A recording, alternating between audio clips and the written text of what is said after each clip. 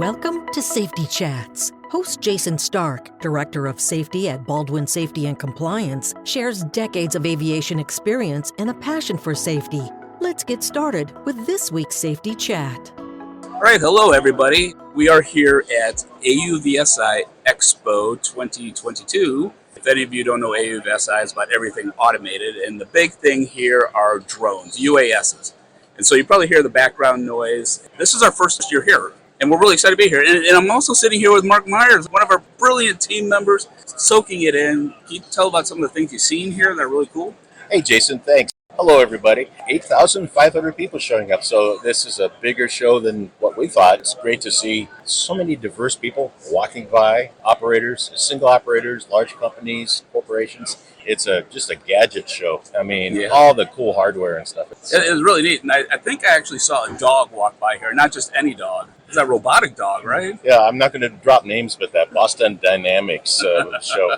Yes, it's climbing over rocks and trees and stairs and opening doors and oh my gosh, you know. Yes, and honestly too, some of the drones that we've seen. I mean, we're used to like the DJIs, the small drones, but some of these are the size of a Volkswagen. Oh, it's incredible. And you say drones, you automatically think flight, but there's a maritime division, so you have submarines over here. We have self-driving semis out in the parking lot. I mean, just the automation and figuring out what the next generation is just it's eye-opening. So yeah, and I think so too. I've learned a ton here. And you talk about the next generation. We've really interacted with a lot of the drone companies. And we'll kind of stick on UASs right now because we're going to be sharing the airspace with them probably sooner than we think. Oh, yes. So we kind of want to know the people who are going to be sharing the airspace with. And I think we've noticed some differences.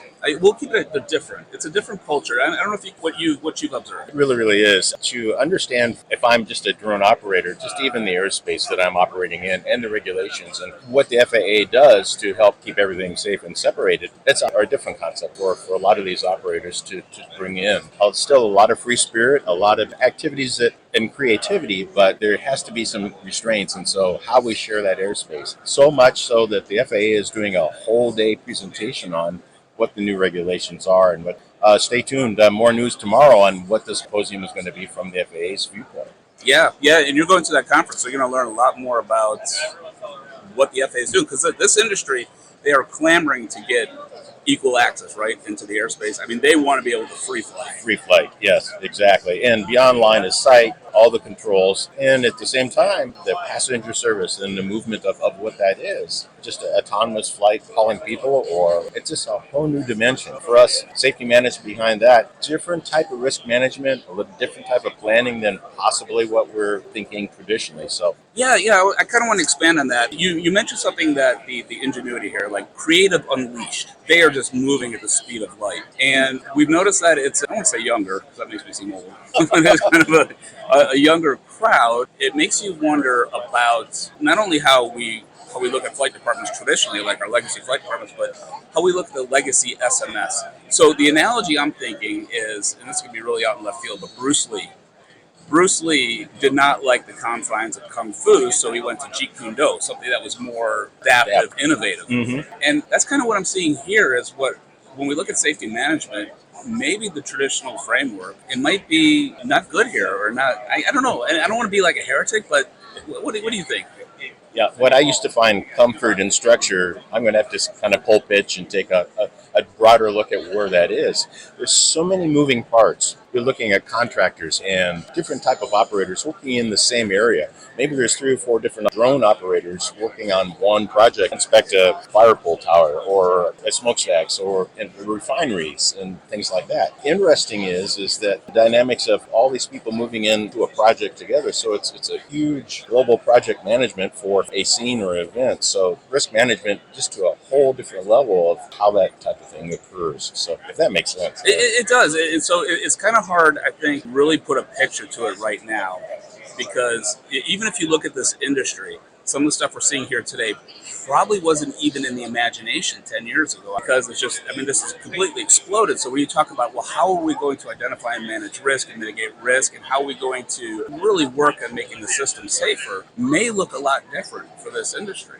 We're here at the booth, and we had this nice visitor yesterday, engineer, that she was trying to program this type of risk into, well, if I can't understand what the the systems are going to do, and how to control it software-wise. How do I manage my risk? And so there's some really interesting questions that she posed us. I don't know how that hit you. Yeah, no, yeah, that absolutely did. And I thought it was kind of funny, too, when we told her that our product, that we identify risk in organizations, and she's like, goes out through AI.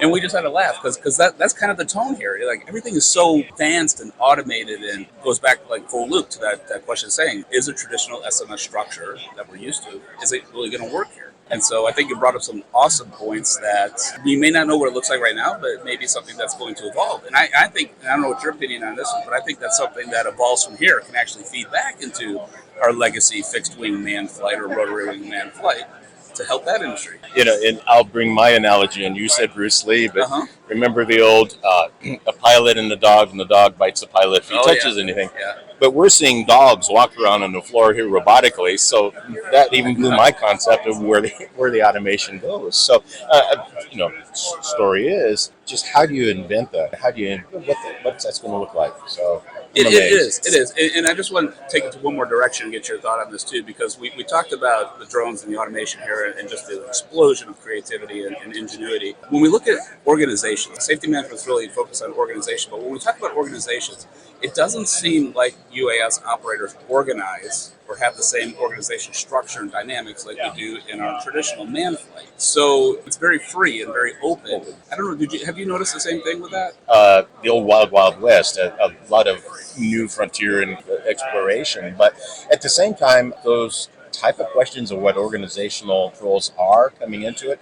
And the people that are walking by are starting to ask us that. He said, if there's lots of operations in my confined area, someone has to be accountable for it. And so is this the organization and building that accountability to make that happen? I think we'll probably come around to that. It's too new, and people haven't asked that kind of question. So that was my takeaway so far. Yeah, it is really new. And you have some organizations here that when you teach flight department stuff, and they use the manned flight model. The model, right. And they said they've hit some success with that, but you wonder if that's really appropriate and if that's really going to work in this environment. So I don't know. And to that, whose standards and from what aspect and what standards are going to drive where this goes is going to be really interesting to continue to watch. Well, that's awesome. Well, we are having a good time here. Yes. Like I said, we're learning a lot. I think we have an opportunity to learn from this industry.